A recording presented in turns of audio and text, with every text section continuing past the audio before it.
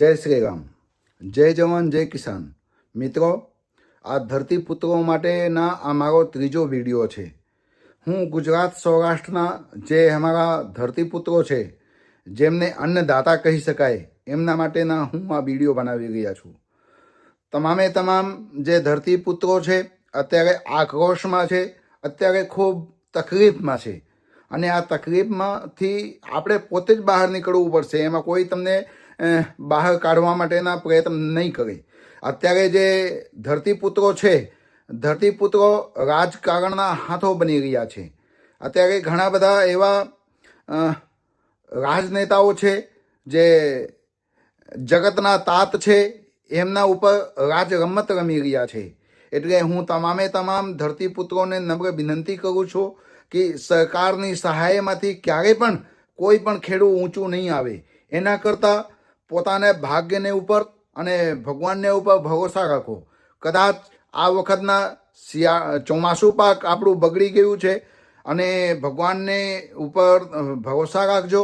ભગવાન તમને કંઈક ને કંઈક માધ્યમથી આપશે જ. શિયાળુ પિત્ત જે છે એ ખૂબ સારું થાય એના માટેના આપણે સૌ પ્રયત્ન કરીએ. મિત્રો, ગુજરાત સૌરાષ્ટ્રમાં ઘણા બધા જે ખેડૂતો છે, ઘણા બધા અત્યાર સુધી તક મને સમાચાર એવું આપવામાં આવ્યું છે કે 4 ખેડૂતો આત્મહત્યા કરી લીધા છે. હું આપની વેદના સમજી શકું છું અને આપને ઉપર જે ઉપર દેણું હોય એ દેણુંને લીધે આપણે કંઈક ને કંઈક ટેન્શનમાં અને ચિંતામાં હોઈએ. એટલે આપણે આપણું જીવન ટૂંકાવવા માટેના પ્રયત્ન કરતા હોઈએ, પણ મરી જવાથી કંઈ પ્રશ્ન સોલ્વ થઈ જતું નથી.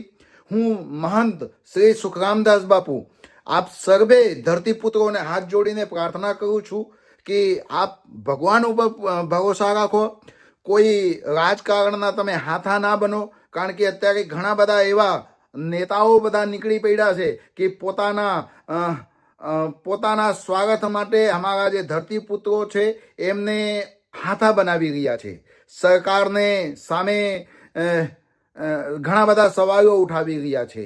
એટલે હું સરકારી સહાય કોઈને પણ મળે તો એમાં કોઈના ઉદ્ધાર થઈ જવાના નથી, એમાં કોઈ તરી જવાના નથી. આ તો એક થોડું રાહત મળે એના માટેના આ સરકારની સહાયના એક પ્રયત્ન છે. એટલે સરકાર કદાચ આપણને તમને સહાય કરશે તો એમાંથી તમારું બીજું કંઈ નહીં થાય, પણ તમને થોડીક નાનીકડી રાહત થઈ જશે. પણ મિત્રો, હું દિલથી કહું છું, આપ કોઈ પણ રાજકીય નેતાઓને સાથે જોડાશો તો તમારા ઉપયોગ થઈ જશે.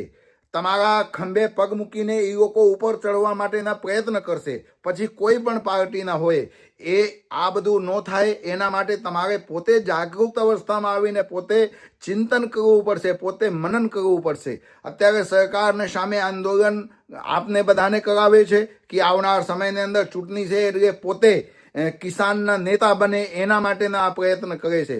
પણ રાજકીય હાથા તમે ના બનો. તમે ધરતીપુત્રો છો અને જે ધરતીપુત્રો હોય અને પોતાને ભાગ્યને ઉપર ભરોસા રાખે અને પોતાને કર્મને ઉપર ભરોસા રાખે, એ ધરતીપુત્રને ભગવાન ઘણું બધું આપવાના છે. અને જે અમારા ધરતીપુત્રો છે, ધરતીપુત્રો હંમેશા બધાને આપ્યા છે.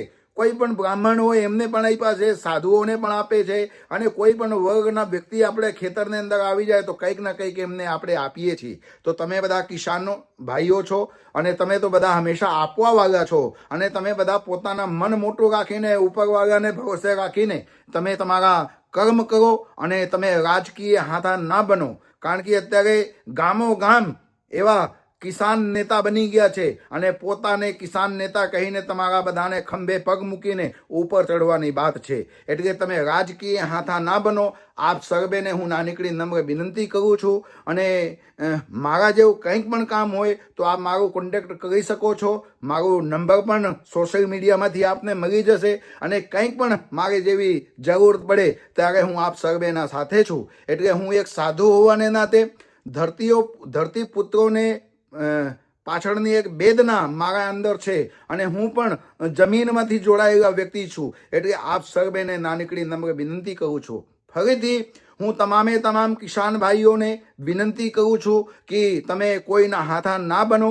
અને આ તો બધા રાજકારણના રોટલા શેકવા માટે તમને બધાને રાજકારણને સામે કરે છે અને તમારા બધાને ખંભે પગ મૂકીને પોતે ઉપર ચડવાની વાત છે. એટલે કોઈ પણ આંદોલન હોય, કોઈ પણ ઉપવાસ આંદોલન હોય, એમાં તમે જોડાશો તો તમારી નુકસાની થશે અને તમારા નામ ઉપરથી બીજા કોઈ ચડી ખસે અને સરકારશ્રીની જે પણ કંઈ નાની મોટી સહાય મેળવી હોય એમને સ્વીકારીને અને તમે તમારા કામમાં લાગી જાઓ. જય જવાન, જય કિસાન, જય શ્રી રામ, જય હિન્દ, જય ભારત. ભારત માતા કી જય.